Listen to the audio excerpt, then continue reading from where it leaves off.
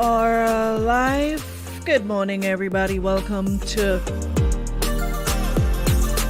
another ladies' room. As a matter of fact, it is the final one for the week, and as always, it's a pleasure to have you here.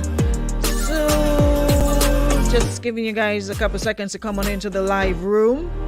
If you're listening on radio or online, top of the morning, afternoon, evening, night, depending on where you are. Good morning, Andrea.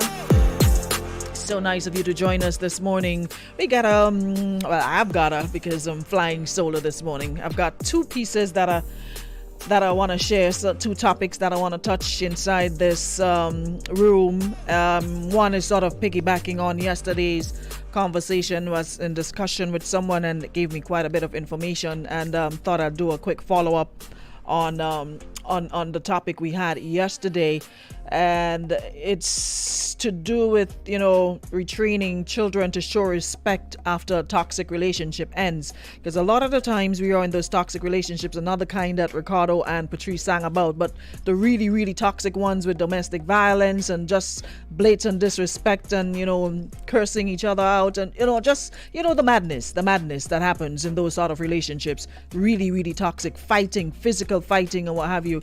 I want to touch a bit on that, because we were talking about yesterday we were talking about corporal punishment and how much is too much, and is it working? Is it something that parents still should be doing? We had some nays and we had some yays. Some were for, some were against, as with everything else. So that and another topic that I wanna check quickly. Let me just see who else is here. Christelle Richards, good morning. Ian Baker, good morning. Sandra Hosford, good morning. Rita Williams, good morning as well. Hope you guys are having a good Thursday morning. And like I said, as soon as you come on into the room, let's just share and invite some other viewers. Let me do the same thing. Let me just share as well. Johnson Robert, good morning. How are you today? Hope all is well. Good to have you guys. I'm not seeing it. Oh, my Wi-Fi is off. Yeah, so as I was saying, just want to piggyback on one of those, and another one that I wanna check is that of vaccine. The whole vaccine thingy. Of course, that's what's happening now. Number of countries have been given vaccines, and of course encouraging their citizens to be vaccinated. And I saw this one that I wanted to share with you. Sarana, thanks so much for this. Says, I promised myself that don't speak on anything pertaining to taking this vaccine. So the question is, I want to ask you guys in the room, are you going to take it or not? The who's, the why's, the whatever. So said she promised herself she wasn't going to speak anything on it pertaining to taking it, because it's a personal decision somewhat, and the Prime Minister did say some time ago they were not going to force anyone or put any laws basically in place for anyone to take it, all right, or to make it compulsory.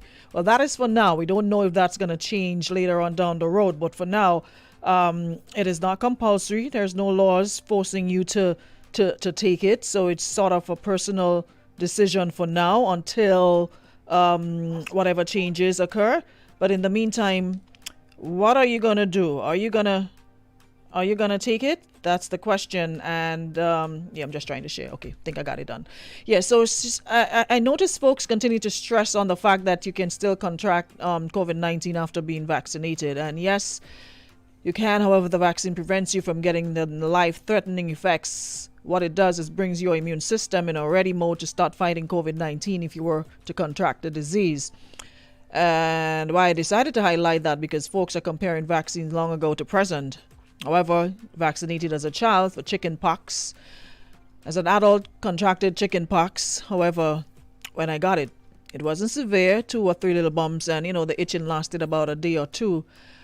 The folks who I lived with weren't vaccinated and they got a severe case. Their bodies were covered and lasted about 2 weeks on them. Came in my spirit that I should share this experience and info. She says, I'm not telling anyone what they should and shouldn't do. It's a decision we all have to make for ourselves. But advising folks to please educate yourself on the vaccine given wherever you live and not become drawn into the confusion on social media. Sit there and everybody's a doctor and everybody's just saying whatever and repeating stuff they would have heard somebody say, but research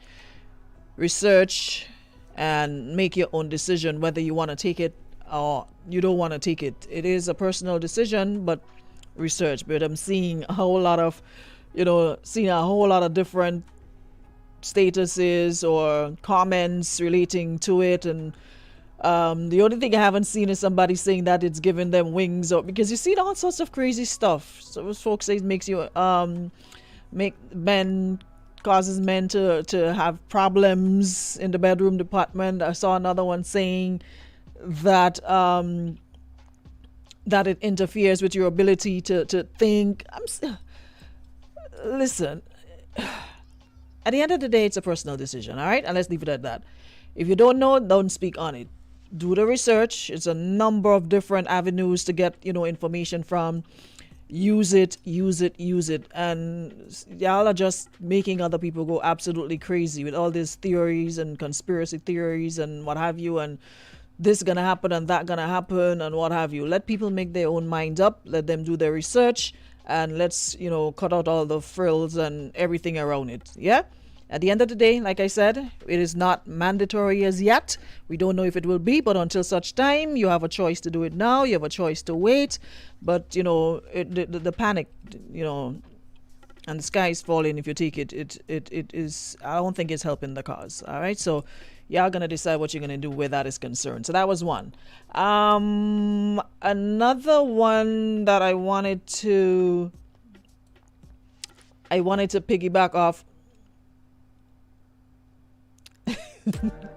Talking about that, I'm just seeing another crazy response. Yeah, another one I wanted to piggyback off on this morning was did I share this thing? I don't know what's going on. Yeah, another one I wanted to piggyback off on. Like I said yesterday, we were talking about corporal punishment and what have you, and this morning I just want to look at some information that was given to me, and I'd really love your feedback on it. So feel free to hit me up, 440-9595. You can give me a call, or you can WhatsApp or you can send your voice notes. Would love to hear from you regarding that. So we were talking about that yesterday we were having a conversation about corporal punishment, and like I said, some were for, some were against, and someone pointed out it's not just the corporal punishment. How about, the toxic relationships? How about children learning how to treat others largely through examples at home?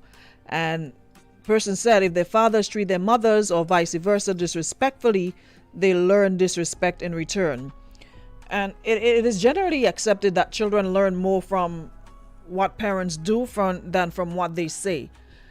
And so when a spouse demands respect and love but spews dishonor and callousness to his or her partner, it is the actions sown rather than the words spoken that will reap fruit, however toxic.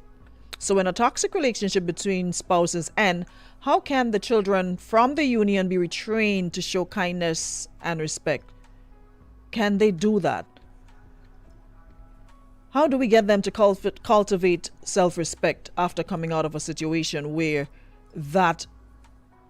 they've lived it, they've seen it, they're part of it every single day, and then they go out and we're demanding respect of them and demanding a particular behavior pattern from them when they're out, when they're living and seeing it differently?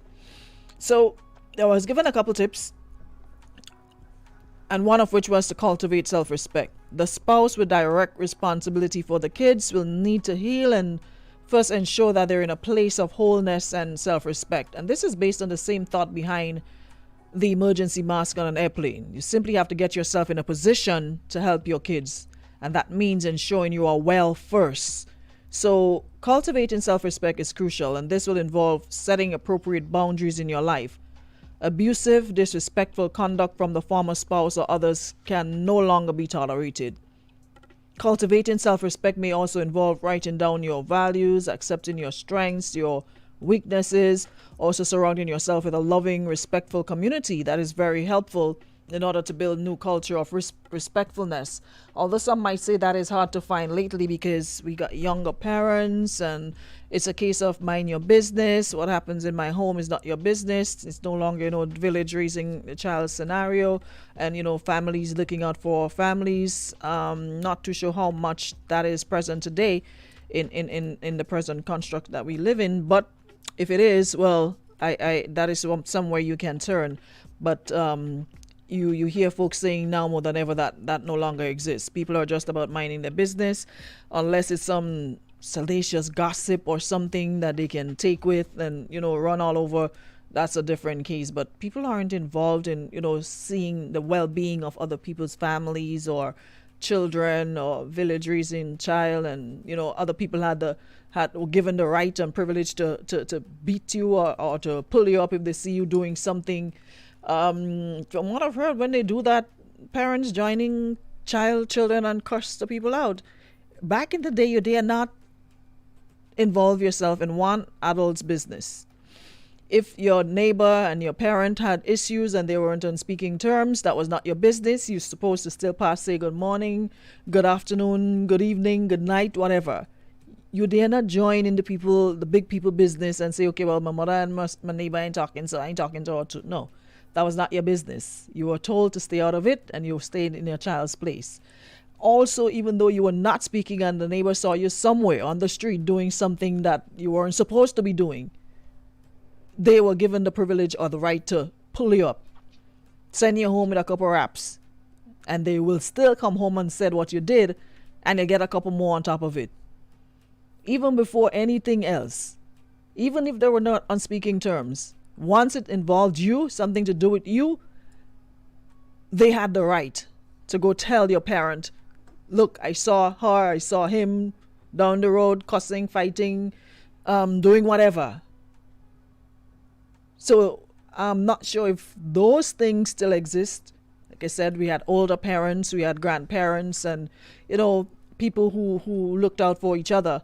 But now it's younger parents. I'm not sure if that still exists. But be that as it may, someone says that mentality, Patty says that mentality back then was borderline abuse. We spoke on that yesterday. How much is too much? You were just beaten. People were just raining blows on you, and maybe you missed yesterday's live, but that was the conversation yesterday. You were just beaten. There was no talking to. You were beaten and talked to. Maybe they'll talk to you while they're beating you. And as Kareem was saying, for every stroke you will get, I told you not to do whatever. You got beaten while you were spoken to while you were being beaten. So it was not a case of, okay, let's sit and have a conversation, and if you do it again, you're going to get some flogging. You got the flogging every time you did whatever, and you got the cursing while you were getting flogged. So we sort of had that conversation yesterday. But in terms of the whole toxic relationship and how it affects children, question is, do parents really sit and think, okay, how is our behavior affecting our children? Or is it a case of, well, that has nothing to do with child? Do parents really sit and think when they fight and curse in the presence of their children that it's doing their children any good? Do parents really do that? Or even think about what an effect it will have on them? Because here you are disrespecting each other in front of your child, and then you're telling your child to go out in the world and show respect. But then they have you as a perfect example of disrespect. So that's the $1 million question. Do parents think about the effects their behavior have on their children, especially in these toxic relationships that I mentioned about, with the fighting and, the cursing and the disrespect on both sides, not just man towards woman, but woman towards man, because it happens. It's a lot of men who say, listen, I don't do anything, I'm just cool. And she'll go off on me, throw stuff at me, punch me, do whatever. So it's not just the men who are abusive. And even if they don't throw stuff or they don't throw up hands, women can be very verbally abusive. I can raise my hand for that one, because you're probably thinking, you know what, I ain't got the physical strength to deal with this man, so I'm going to break him down verbally.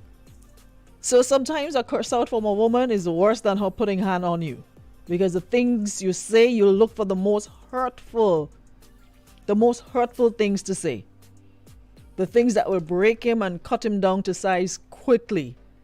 So which one is it? Andrea is saying most parents don't think about the impact their behavior have on the young children. And also saying they'll need serious counseling after leaving the toxic environment. Yeah, so going back to that, those couple tips. While you are steadying yourself with new healthy norms and you begin to talk about what respectfulness looks like with your kids, tone of advice, showing value to others, because learning to disagree without dishonoring or degenerating others, measure on words against a yardstick of kindness and truth. After you talk about what showing respect looks like, you then model it then by showing them respect in how you treat them and how you mediate issues between fussing children. You can only model it if you are yourself in a good place, which is why the parent who was the victim of spousal abuse should begin cultivating self-respect, as outlined, and probably getting help from a trained counselor. It also is useful, especially if your child or children has developed deep-seated issues. And like we mentioned yesterday, a lot of the times people seem to think that children aren't affected or they're too young. Listen, if you go back to in your own head and your own mind, and if you were in a home that was filled with abuse and all those things, you knew you were affected from a very early age. The minute time you heard the raised voices, you literally started cringing inside and preparing yourself for what was to come. You mentally went into your own little space to block out the noise, to block out the cussing, to block out the abuse and what have you. So you might think they're too young, but they're not. And imagine us not having all those access to all those things we do now. How much different it is for children. They're very aware of what is going on.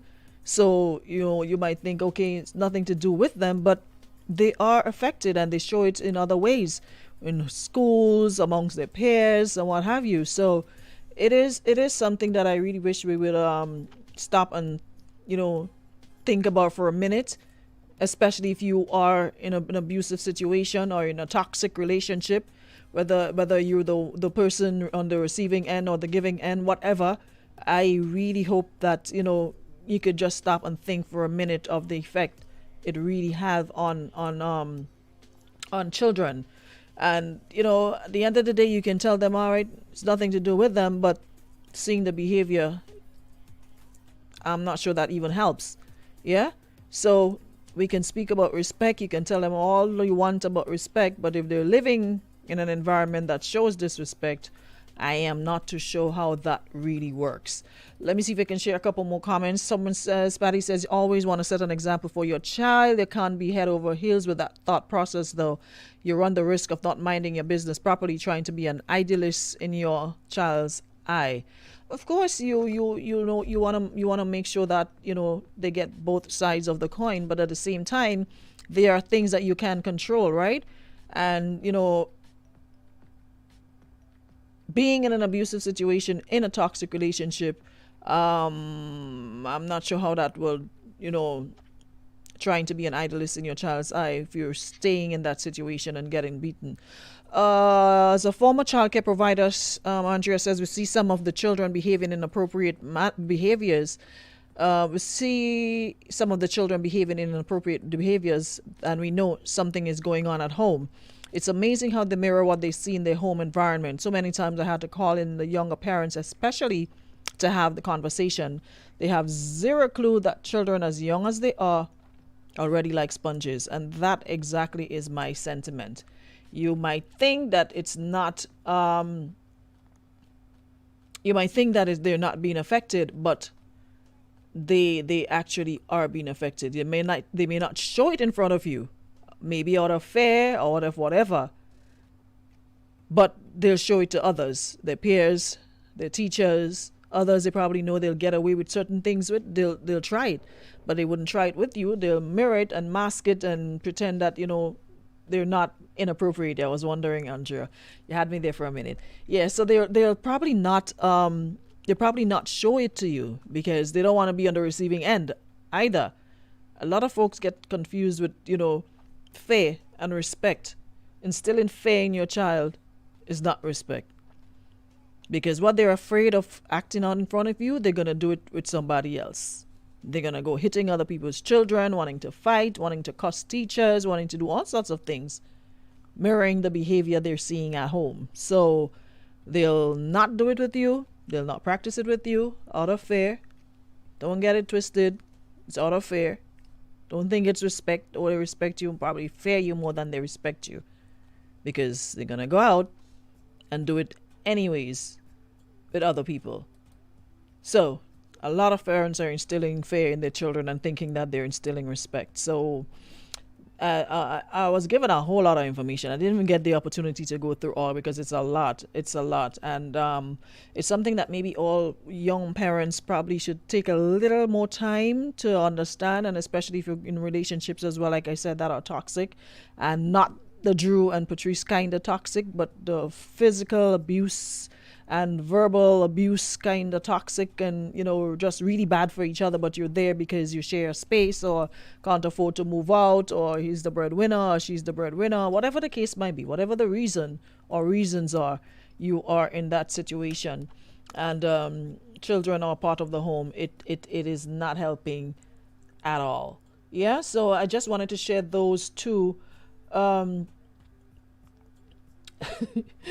Patty says I'm breaking this down better than any certified therapist. Yeah, that's probably another thing we need to look at.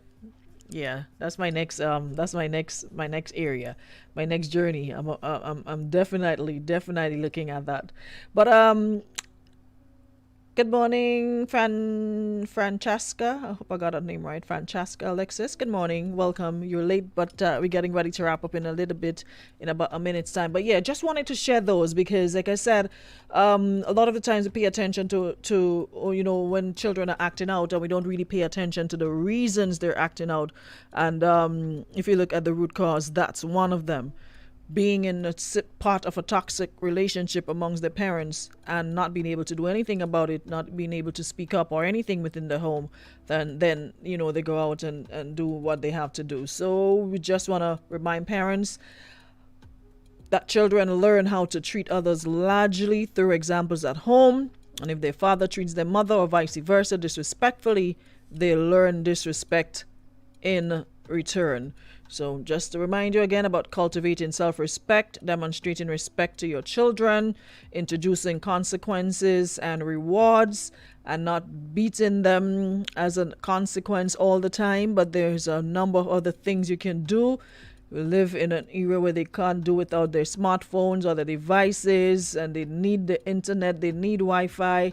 And trust me, you see, unplugging that Wi-Fi box and going to work with it or taking it away from them, that hurts a lot more than the blows, according to what a child said to me. Imagine you can't speak to your friends, you can't do anything online, you can't watch a YouTube video, you can't do anything. Being beaten sometimes seems like nothing compared to removing that Wi-Fi connection when they have absolutely no access. So introducing consequences and rewards. Are you modeling that behavior and introducing a new way of being? It's important to focus on reward and consequences. Some parents in this situation rely on empathy, meaning appealing to the child's sense of values and feelings. Why were you so mean to your brother? Your words can't diminish you and really diminish his self-esteem.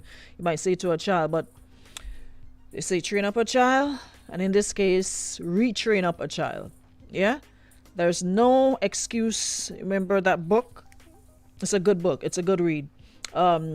James Lehman did an article called "When Kids Get Violent, There's No Excuse for Abuse." And what that book basically does is it explains that a consequence is typically the loss of a privilege until your child completes a task or behaves acceptably for a specified period of time. And he says that isn't punishment. Although it may feel like one to your child, a good consequence is tied to the behavior in such a way that if the behavior improves, the consequence goes away as a result. And he also added that effective consequences are consistent, and that means both parents have to be in tandem. One for, one against. It has to be consistent and requires a child to show improvement in order to earn a privilege. And he also offered a number of insights. You guys need to read this article. James Lehman. He offered his helpful example as what a parent could say to a child when tackling disrespectful or abusive behavior. If you talk abusively, for example, like if you talk abusively to your sister, I'm taking your phone until you don't talk to her abusively for 48 hours straight. And every time you're abusive with her, it starts over. He also recommends a menu of both consequences and rewards. Reward your children for good behavior because, encouragement. I always say to people, you catch flies with molasses, not vinegar. Encouragement sweetens labor after all. Furthermore, the reward doesn't necessarily need to be connected to the matter at hand. For example, if your child washes the dishes consistently on her or his or assigned nights and does it well, they can perhaps get, an extra hour of TV time or something. So you don't necessarily wait for a specific something, or you just do it because, so it will encourage the good behavior. Some parents would say to a child, listen, if you do good this term, I'm going to get you this or I'm going to get you that. But even though you could see an improvement, even though you tell them, okay, you know what, I want this 100% pass, and that's when you're going to get some. But if they were like 45, 55, 60 before, and you saw an improvement of 70, 75, but you didn't get that 100, that by itself is an encouragement. So you reward that and you gradually increase it so that, your child looks forward to those things. So there's a number of ways, parenting tips and strategies and what have you, that parents can look up if they really wanted to be better parents. It's accessible. It's there. The same way you pick up your phone and you're looking and scrolling through social media, you're Instagramming and Facebooking constantly 365 days and what have you, you can use that same smartphone or computer or whatever you got to Google or to do research on effective parenting strategies and consequences and rewards and all those things. Yeah, so it's a number of things you can do. And not just hand your child to parent them their own self, hand them a phone or hand them something and they're left up to their own devices. Julian says, morning Wendy. Julian says sometimes children do things they don't see at home, but they get it from their friends they follow. That's true as well, peer pressure and all sorts of things. So that's why you also need to know what company your children are keeping and what they're doing and what have you. It doesn't necessarily have to be at home, and that is also true. Plus also what they're exposed to, what are they watching, what TV shows are they involved in. A lot of things can contribute to it. But today we were more focusing on the direct behavior patterns at home, the toxic behaviors that can result in children being a particular way. Andrea also said folks need to revise their views too. Are you getting help or counseling for their situations? That stigma associated with getting the help they need. Yeah, because we live in a society where folks seem to think if you're getting help, you're seeking from a therapist or what have you, that means that you're crazy or something. And we really, really need to get out of that. Seeking help does not mean that you're crazy or whatever the case might be. Parents can also get tips from teachers regarding tasks, rewarding consequences. Overcomer, good morning. Auntie Karen, good morning. Happy Thursday. Have a great one. Julian says, not all the time we have to blame parents for what their children are doing. Sometimes parents are unaware of their kids are doing on the outside, and that is also true. It's also not the blame game, but like I said, we were specific with our with what could contribute this morning. So it wasn't to say that's the only thing that contributes to behavior disrespect amongst children or what have you, but we were more looking at the toxic side, piggybacking off of yesterday's show, at the toxic side, toxic relationships, how that can affect them, and retraining them how to show respect after a toxic relationship ends. But there's a number of other factors that can influence it, but we were just specific with one of those that can. Final ones, person says kids also cry out for help in different ways. I've seen it with my niece and nephew, then to find out they were being abused by their stepfather, but thank God they're okay right now. And they live with their dad. So again, a number of other things that can contribute. So folks, that's about all the time we've got in the room today. Thanks so much for listening and of course adding your voice to the conversation. We look forward to having you again on Monday, God's will. We'll be back for another show. Until then, thank you so much for powering up.